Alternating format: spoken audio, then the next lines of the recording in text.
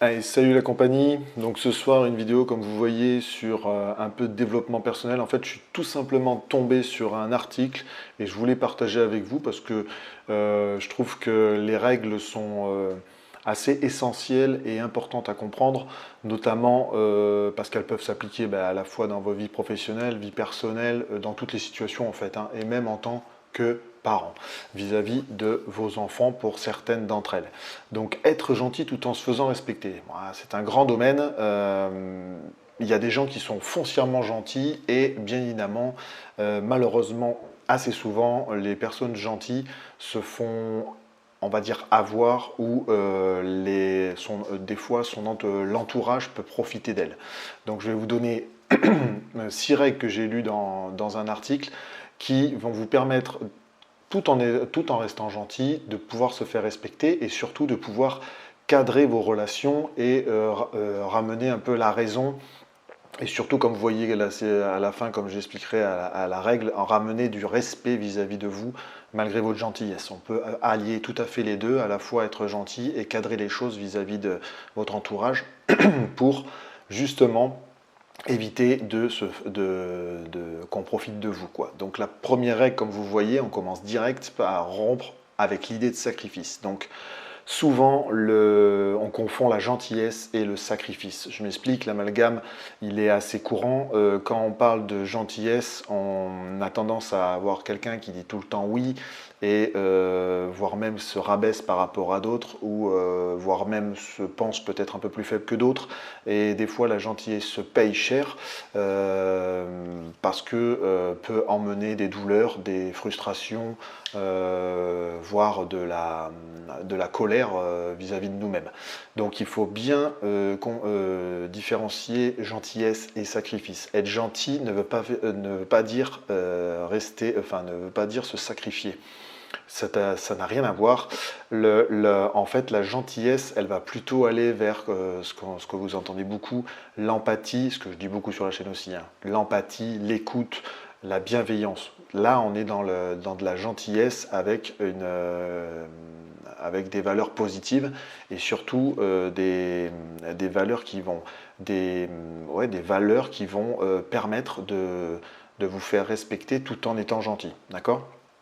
Donc la soumission, on est plutôt dans le oui permanent, hein, comme je vous le disais, yes man, comme dirait le film, et ils ont tendance à fatiguer, comme je vous le disais, physiquement et mentalement, hein, en menant souvent de la frustration, de la colère, voire de la fatigue physique carrément, hein, au vu de certaines situations, même vis-à-vis de vos enfants, hein. Si je vous donne un exemple simple, si vous dites tout le temps oui à votre enfant, je peux vous dire que vous allez être très fatigué et vous allez perdre de votre énergie, voire même vous mettre en colère vis-à-vis de vos conjoints, de votre conjoint ou de votre conjointe, parce que vous serez dans une situation de fatigue, hein, en menant comme d'habitude des disputes sur des futilités ou des disputes tout court parce que vous êtes fatigué. D'accord ?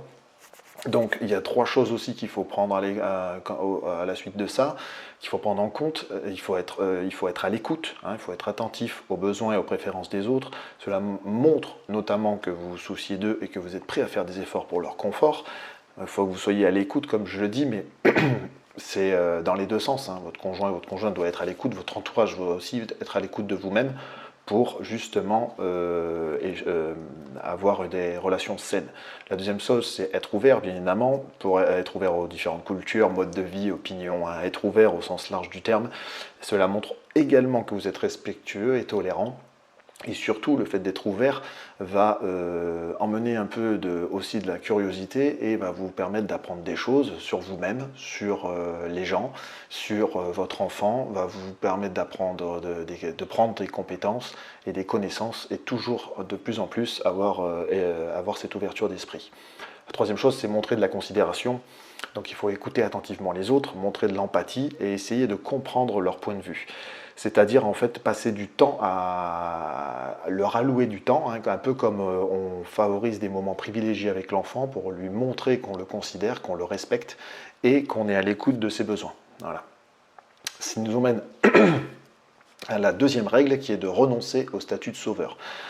Alors, d'abord, le statut de sauveur, bien évidemment, comme je vous le dis à chaque fois, on n'est pas parfait, hein, chacun est fait de défauts et de faiblesses et de, on va dire, pas des avantages, mais je perds le mot, mais vous m'avez compris, de points positifs, quoi, des choses essentielles, des forces, voilà, chercher, de faiblesses et de forces.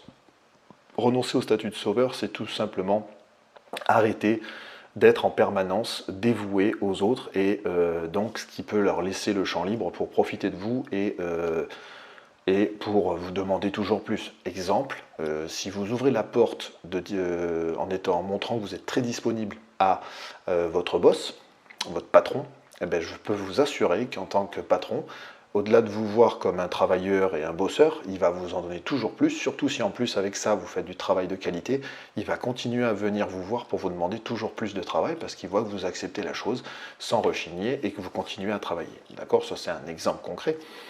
Donc, il faut aussi, je veux dire, comprendre que dans une journée, nos ressources diminuent, hein, ce qui est normal avec la fatigue, avec l'activité. Elles ne sont pas inépuisables, nos ressources, hein, et on les sollicite encore et encore et encore. D'accord? Donc savoir dire non de temps en temps nous permet de se protéger, nous permet de durer dans le temps, hein, que ce soit au travail, en tant que parent et dans tous les objectifs de vie que vous vous êtes donnés, de maintenir une motivation pour accéder, pour arriver à ces objectifs et surtout pour vous éviter de souffrir.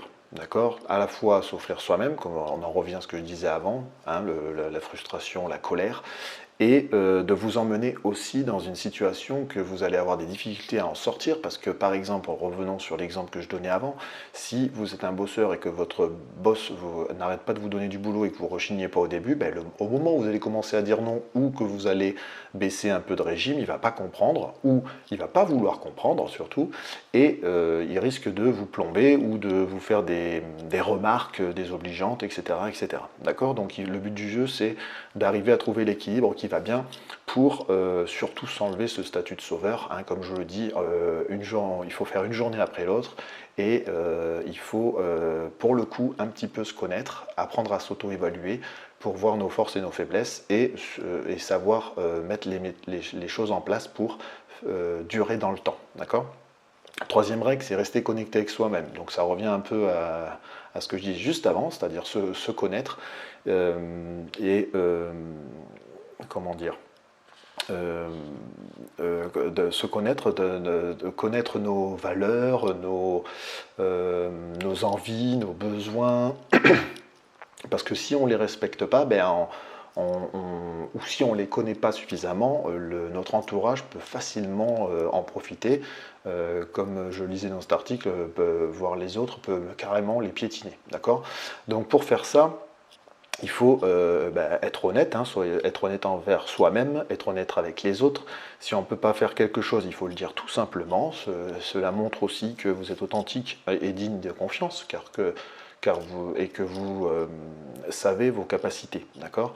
Il faut être fidèle bien in avant à vos valeurs, hein, défendez ce en quoi vous croyez, tout en étant dans l'écoute de l'autre, hein, parce qu'on peut être dans des divergences d'opinion et on peut ne pas être d'accord avec les autres, mais il faut savoir aussi exprimer les nôtres pour toujours rester un peu cohérent avec nos actions, hein, et surtout pourquoi pas ouvrir un peu les yeux, amener une ouverture d'esprit aux autres aussi. Pareil, ça va dans les deux sens, hein. Autant le fait des relations avec son entourage va vous permettre d'ouvrir votre esprit, mais vous pouvez aussi emmener des bienfaits aux autres, hein. Pour ramener ça à la vie de parent, le fait d'avoir un enfant, ça chamboule entièrement votre équilibre de couple que vous aviez et vos routines, on va dire, journalières. Mais par contre, l'enfant va vous apporter aussi une certaine force, va vous recentrer sur d'autres priorités, va vous ramener à vos valeurs, vos origines, l'éducation que vous avez eue, l'environnement dans lequel vous avez été élevé, etc. etc.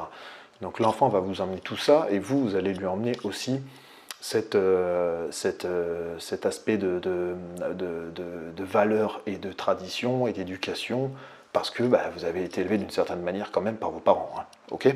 Donc, quatrième règle, c'est prendre de la distance. Alors, prendre de la distance, Euh, Quand je dis prendre de la distance, il faut savoir le faire, comment dire, de manière, pourquoi pas progressive. Revenons par exemple sur l'exemple qui est très parlant de votre boss là qui vous fait travailler tout le temps et vous dit tout le temps oui. Vous voulez emmener un changement de relation avec votre boss pour pouvoir durer dans le temps, parce que vous avez compris que vous alliez vous fatiguer et que vous alliez péter un câble à un moment donné. Le but du jeu, par exemple, c'est petit à petit emmener moins de réactivité. Alors, je ne dis pas de moins travailler, hein, de devenir, on va dire, de procrastiner, surtout pas. Je dis juste d'être un peu, par exemple, moins réactif sur les demandes qui ont, sur des tâches qu'ils vous donnent, par exemple, mais qui peuvent attendre un certain délai. Ne soyez pas tout de suite dans la réponse immédiate dès qu'on vous la demande, etc., etc. Par exemple, vous pouvez commencer par lui répondre au bout d'une demi-heure, une heure, ce qui vous permettra d'abord de vous focaliser sur la tâche que vous êtes en train de faire et de ne pas être toujours coupé par par les demandes du boss. D'accord? Bon, là, il y a une question de priorisation des actions. Je vous laisserai aller voir des vidéos sur mes autres chaînes si vous voulez avoir plus de détails là-dessus. Mais le but du jeu, c'est de un petit peu classer les tâches pour petit à petit rééquilibrer votre productivité et surtout la relation avec, par exemple, votre boss. D'accord? En étant un peu moins réactif sur certaines questions, petit à petit, vous allez emmener, on va dire, une relation qui peut être asynchrone à certains moments, mais qui va être bénéfique pour vous. C'est-à-dire que vous travaillez par exemple aujourd'hui beaucoup par mail. Sur des mails, vous n'êtes pas obligé, dès que la pop-up s'ouvre, de répondre tout de suite au mail. Vous pouvez prendre connaissance, enfin finir ce que vous êtes en train de faire surtout, prendre ensuite deux à 3 fois par jour, consulter vos mails et répondre à ce moment-là aux mails. Si il y a une urgence ou s'il y a un délai très court, vous en faites pas, le téléphone fonctionne toujours et ça sera toujours mieux de vous appeler. Mais le but du jeu, c'est pourquoi pas, si vous êtes parti comme je disais avant, à dire tout en oui, tout en oui, vous pouvez emmener cet asynchronisme petit à petit avec votre boss. En l'emmenant à devoir vous appeler si c'est une urgence et à accepter que vous répondez en fonction de vos disponibilités quand il vous écrit par mail. D'accord? Donc ça, c'est par exemple une petite technique pour prendre de la distance. Pardon. Ensuite, cinquième règle, réussir à dire non. Alors ça, c'est on va dire, le plus gros travail pour les personnes qui sont tout le temps yes men et qui disent tout le temps oui ou qui sont trop gentils parce qu'ils veulent toujours aider, etc., etc. Il faut arriver à prendre confiance en vous et surtout à accepter d'avoir des avis contradictoires de temps à autre et donc de savoir dire non. À votre enfant, c'est la même chose. Le non, en disant non à votre enfant et lui expliquer derrière la raison du non, ça va lui donner, comme je vous disais dans plusieurs vidéos, un certain cadre et va lui dire jusqu'à quelle limite il peut aller dans son environnement pour s'épanouir. D'accord? Donc, savoir dire non, c'est un gros travail sur soi, ça c'est clair et net, mais il faut le faire pareil, pas de manière frontale, c'est-à-dire que du jour au lendemain, il ne faut pas commencer à dire non à tout, etc. etc. D'accord? Il faut le faire parcimonie et progressivement en fonction des tâches que vous pouvez et qui ne sont pas obligatoirement très impactantes. Enfin voilà, je refais encore l'analogie avec le travail, vous pouvez commencer à dire non ou avoir un avis contradictoire en exposant une autre solution à votre boss, et peut-être que votre boss dira ah oui, pourquoi pas, on va partir plutôt là-dessus. Et là, c'est une manière de dire non aussi à la manière dont vous voulez travailler ou dont vous voulez faire la tâche votre patron, par exemple. Ça, c'est une manière de faire. Après, la façon de dire non, et puis, comment dire, ça va vous permettre aussi comment dire, de faire un bon tri dans votre entourage. Alors, je ne dis pas d'évacuer tout le monde, hein, mais en tout cas, au vis-à-vis de la réaction que les gens vont avoir dès que vous allez commencer à avoir un avis à exposer votre avis contradictoire ou à dire non, vous allez avoir des réactions différentes. Il y a des gens qui vont vous juger, des gens qui vont refuser de vous redonner des services, etc., eh ben c'est pas grave. Ça veut dire que c'est des gens sur lesquels que vous allez prendre des distances, comme je disais un peu plus avant, un peu plus en amont, vous allez prendre des distances avec ces personnes-là, et c'est pas grave. Ça arrive à tout le monde. La vie est faite de relations sociales et de gens qui arrivent et qui rentrent, de gens qui rentrent dans votre vie et qui repartent. Il y avait je crois, un psychologue qui faisait une analogie avec le bus. Vous êtes dans un bus et vous faites le voyage de la vie. Il y a des gens qui montent dans le bus et il y a certaines personnes qui vont descendre à certains arrêts du bus et qui vont sortir de votre vie. Ça fait partie de la vie.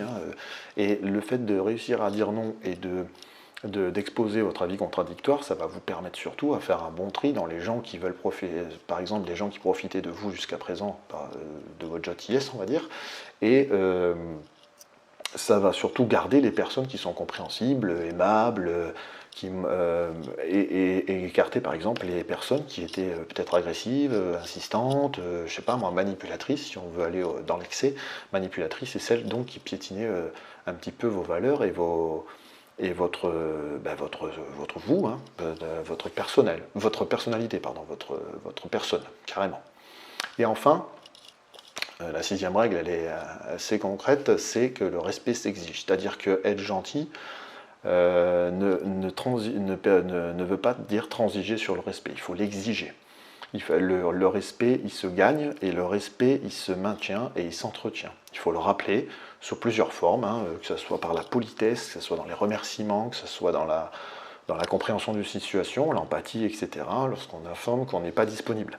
Là aussi, c'est pareil, les gens qui ne sont pas respectueux envers vous-même, si malgré vos changements que vous avez un peu amorcés avec les règles que j'ai énoncées avant, les gens ne vous respectent pas, eh bien, prenez de la distance avec ces gens-là. Ce ne sont pas des gens avec qui vous allez, on va dire, apprendre beaucoup déjà. Et surtout, ce sont des gens, comment dire, avec des personnes qui sont nuisibles pour vous et qui risquent d'emmener de la souffrance et de la frustration une énième fois. D'accord? Donc pour que le respect s'exige, comme je le dis depuis le début, c'est dans les deux sens. Donc si vous voulez que le respect s'exige, vous restez poli, il faut continuer à utiliser des formes de politesse et de respect, telles que s'il vous plaît, merci, hein, je ne vous apprends pas les formes de politesse, même si à l'heure d'aujourd'hui, on a tendance à les oublier, voire à devenir à parler avec une certaine familiarité. Je vais vous donner un exemple, par exemple, pour moi au boulot, vouvoiement et tutoiement. Beaucoup de boîtes maintenant et dans beaucoup de startups, etc., le tutoiement vient très vite, quel que soit le niveau hiérarchique. Moi, par exemple, peut-être élevé à l'ancienne école, je ne sais pas, mais en tout cas j'aime bien, et je le garde comme ça parce que ça me permet de prendre des distances et de me protéger et de pouvoir comprendre la relation que je vais avoir avec la personne avec qui je travaille. Moi, le vouvoiement, quand je ne connais pas la personne et que je commence à travailler avec elle, je la vouvoie. Et au fur et à mesure, au vu du travail qu'on fait, des relations qu'on peut avoir à l'extérieur du travail, etc., le tutoiement va venir parce qu'il y a une amitié qui se fait, une amitié de travail, et donc je peux ouvrir on va dire, la porte du tutoiement, d'accord? Mais c'est un rappel que je fais avec certaines personnes, notamment les personnes qui sont exigeantes, les personnes qui peuvent me manquer un peu de respect par leur manière, leur comportement, leur manière de parler. Je les ramène tout de suite, vous voyez, je remets cette distance avec le vouvoiement, en leur disant par ce vouvoiement que je ne suis pas leur ami, et qu'il faut apprendre à se connaître, et qu'il faut remettre les bases quoi, dans notre relation. C'est un exemple parmi tant d'autres. Mais ce que je veux dire, en fait, c'est que le but, c'est que le respect, il faut l'exiger et il faut qu'il soit réciproque. L'autre chose, bien évidemment, après être poli, il faut être courtois. Donc il faut éviter les comportements grossiers, bien évidemment. Il faut, je sais pas moi, on travaille beaucoup en open space actuellement. Comprenez bien que si vous parlez fort, vous allez faire chier tout votre plateau, enfin tout l'open space. Et vous allez interrompre les autres, les déranger, etc. etc. D'accord? Donc ça, c'est une première forme de respect, par exemple. Quand on est dans un open space, il n'y a pas besoin de gueuler. Quand vous êtes au téléphone, vous prenez votre combiné, vous ne mettez pas le haut-parleur, etc. etc. C'est de la vie en communauté, hein, de manière générale du terme. Mais ça fait partie du respect également.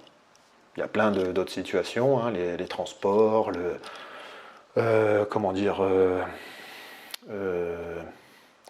laisser passer une personne âgée, enfin vous voyez, il y a plein de choses comme ça.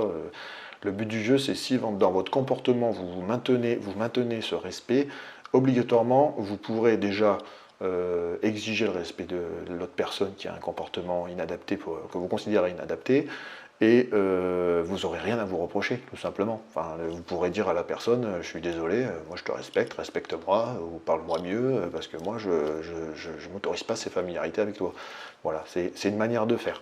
Il y a un comportement, si vous voulez, comme on le dit à chaque fois, si tu veux pas recevoir de manque de respect ou de comportement grossier ou de comportements exigeants, insistants, etc. Enfin, tous ces comportements un peu qui vont vous faire souffrir, ben, ne le fais pas avec les gens déjà. Hein. C'est une question de réciprocité. Donc pour ceux qui sont restés jusqu'au bout de la vidéo, je vais vous donner 3 bonus, rien que pour vous. Donc le premier bonus que je vais vous donner, pour pouvoir, comme d'habitude, se faire respecter tout en étant gentil, j'ai oublié un petit chapeau là, voilà, c'est soyez reconnaissant. Alors quand je veux dire soyez reconnaissant, c'est tout simplement remercier. Remercier les autres pour leur aide, par exemple, leur soutien, leur amitié. Cela peut se montrer aussi en appréciant leur présence. Ça peut se faire de différentes manières, par les actes, par les gestes, par tout simplement la voix aussi, mais je veux dire, soyez reconnaissants, remerciez les gens quand ils vous ont aidé ou qui vous apportent quelque chose dans la vie, ou que ce sont des relations saines qui vont vous faire évoluer, qui vont faire vous améliorer dans la vie, dans votre vie professionnelle, voire dans votre vie de parent, etc. etc. D'accord ? Soyez reconnaissants, ça c'est la première chose. L'autre, c'est soyez généreux. Alors soyez généreux, ne pensez pas tout de suite,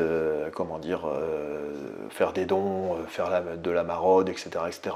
Vous pouvez carrément le faire, hein, c'est une générosité par l'acte. Moi quand je parle de soyez généreux, c'est tout simplement, comme je disais un petit peu plus tôt, par exemple, partager du temps avec les gens que vous appréciez, partager vos connaissances, partager vos ressources avec les autres. Cela va tout simplement montrer que vous voulez les aider, que vous êtes une personne qui veut donner, qui veut transmettre, de la pédagogie, qui n'hésite pas à faire de la pédagogie pour les aider. Bien évidemment, quand je dis de partager ses connaissances et ses ressources, on évite le côté hautain ou le côté professeur pour éviter de diminuer la personne. Hein. Qu'on soit d'accord, soyez généreux dans le sens... restez ancré sur sur vos forces et vos faiblesses. Hein. Revenez un peu avant en disant que vous n'êtes pas le sauveur du monde. Vous ne donnez pas des missions comme ça. Restez normal, tout simplement. Mais la générosité, comme je vous le disais, c'est que bénéfique de toute façon, parce qu'en aidant quelqu'un, à un moment donné, cette personne va vous aider. Et surtout, quand vous aidez quelqu'un, n'attendez pas un retour immédiat ou n'attendez pas un retour déjà, tout simplement. Si vous donnez aux personnes, ils vont vous rendre. C'est ce qu'on n'arrête pas de dire par exemple dans le commerce. Hein. Si vous aidez les gens et que vous leur donnez de la valeur, ils viendront acheter vos produits ou ils viendront payer des consultations pour discuter avec vous parce que vous emmenez de la valeur. Ça c'est dans le business, mais dans le développement personnel, si vous partagez du temps, que vous prenez du temps, que vous montrez que ce temps est important et que avec l'empathie et l'écoute que j'expliquais un petit peu avant, et que vous partagez vos connaissances de vie et que vous écoutez aussi les expériences de vie des autres, ça va être très bénéfique et vous allez bien évidemment encore plus ancrer cette histoire de respect tout en étant gentil. Hein. Et le dernier, c'est soyez confiant. Ça, c'est la première chose à faire. Quand on est trop gentil, ou qu'on dit oui à tout, par exemple, c'est souvent parce très souvent, c'est parce qu'on manque un peu de confiance en soi. Parce que la personne peut être impressionnante, parce que impressionnante dans le sens, cultivé, par exemple. Moi, par exemple, mon plus gros défaut, c'est que je ne suis pas cultivé. J'apprends en discutant avec les gens, comme je disais, en partageant avec les interactions que j'ai sociales.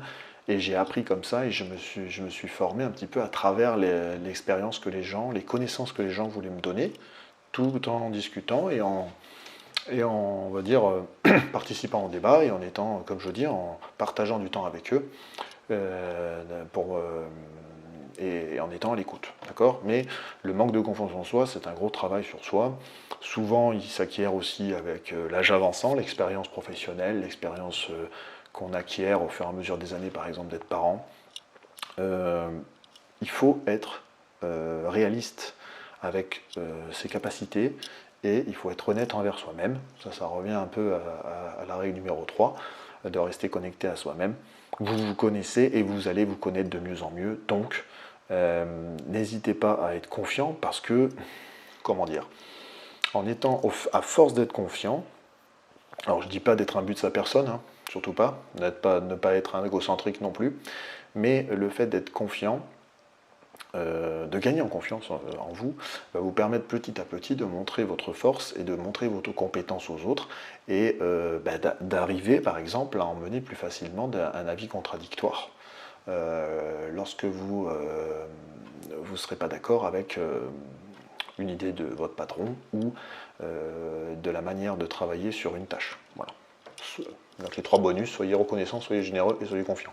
C'est on va dire des règles assez génériques, mais elles sont compliquées à, on va dire, à percevoir, mais elles sont liées à tout ce que je vous ai dit avant. Hein.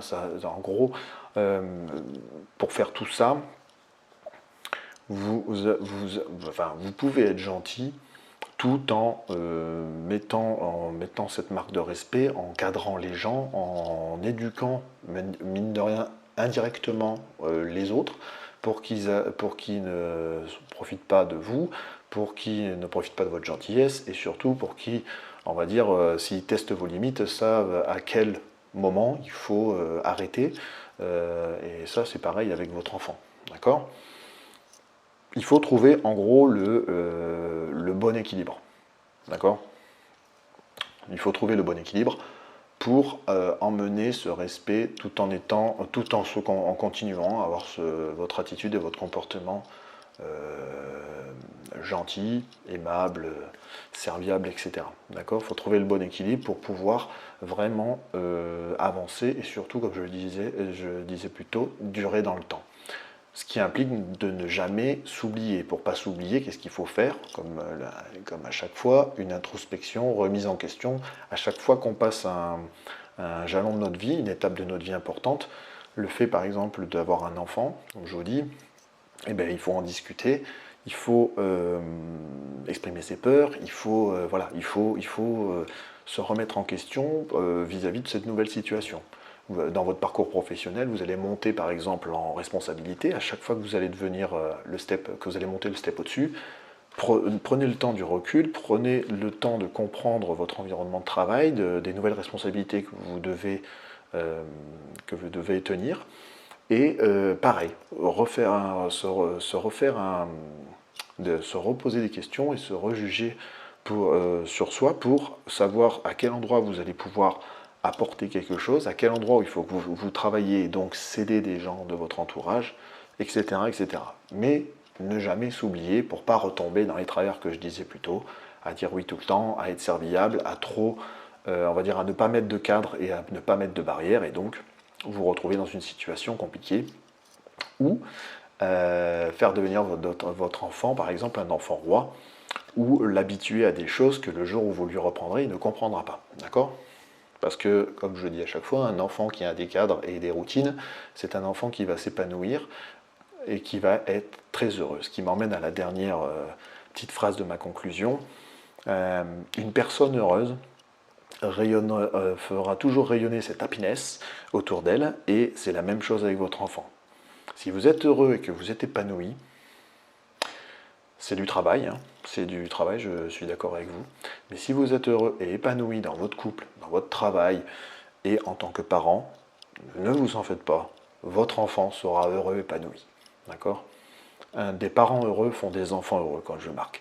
Si vous commencez à ne plus être épanoui au travail, eh bien, discutez-en avec votre conjoint, votre conjointe, avec les gens du travail. Essayez de trouver des moyens de vous ramener cette motivation, peut-être, cette perte de motivation, enfin pour essayer de retrouver cette perte de motivation, vous demandez, pareil, vous re-questionnez, vous redemandez le pourquoi vous êtes plus épanoui au travail, pourquoi ça vous donne plus envie de vous lever le matin.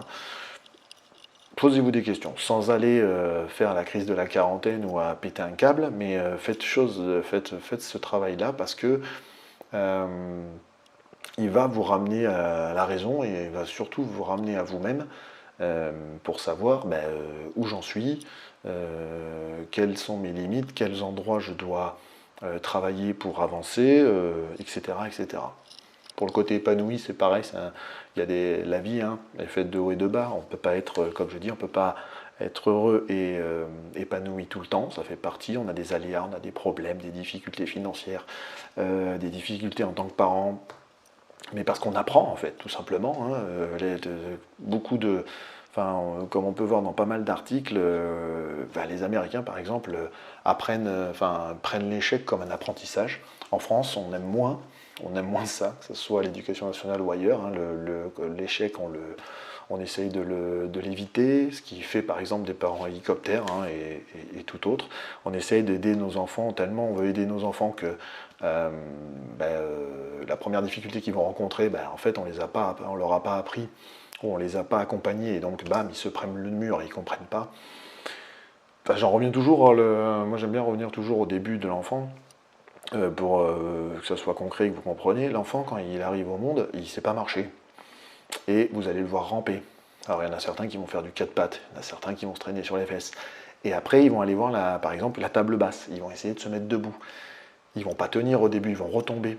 Mais ils vont recommencer. Et avec cette multitude d'échecs, à un moment donné, ils vont marcher. Ils vont faire un pas, ils vont tomber. Ils vont se relever, ils vont continuer. Nous, c'est la même chose. Le problème, c'est que quand on grandit, on est pris par le rythme de la vie et par nos vies, tout simplement, hein, professionnels, parents, et un peu par cette pression et cette course qu'on a au quotidien, parce que tout va très vite actuellement. Que ça soit au travail et que ça soit l'afflux d'informations qu'on a maintenant à disposition, on en a énormément, donc on est perdu dans tout ça, fait qu'on oublie des fois que l'échec fait partie de l'apprentissage et que c'est pas grave. Alors ça va faire mal, mais vous allez apprendre sur vous-même, vous allez apprendre à être plus résilient, bien évidemment, et surtout vous allez apprendre que les prochaines situations dans lesquelles vous allez vous retrouver, la première fois sur lesquelles vous avez échoué, vous allez avoir ce qu'on appelle, vous prenez donc de l'expérience et là vous allez y arriver. Donc voilà, il faut, la vie est compliquée. Pour pas aller dans une chanson de rap, la vie est compliquée. Il faut arriver à se battre avec ses armes. Il faut être honnête, comme je l'ai dit plus tôt, avec soi-même et connaître ses armes pour pouvoir avancer.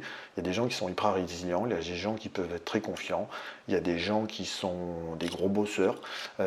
Il faut arriver à aller chercher les personnes qui vont vous apporter les choses qui vous manquent en fait.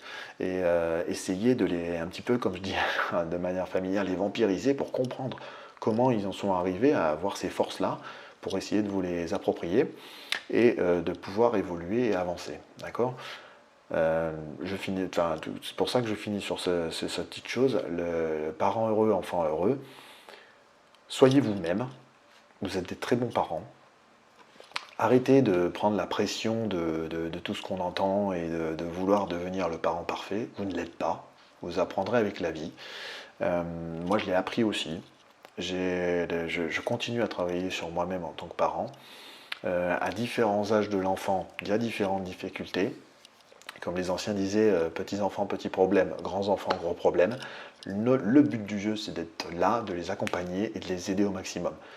Le but du jeu n'est pas non plus, comme je dis, d'anticiper tout et d'essayer de tout nettoyer pour que l'enfant ne croise jamais d'obstacles, parce qu'il va en croiser. Et puis de toute façon, il faut bien se dire que nous, le but qu'on a, c'est de les rendre autonomes et de les accompagner pour qu'ils puissent vivre sans nous demain, parce qu'on partira avant dans la logique des choses.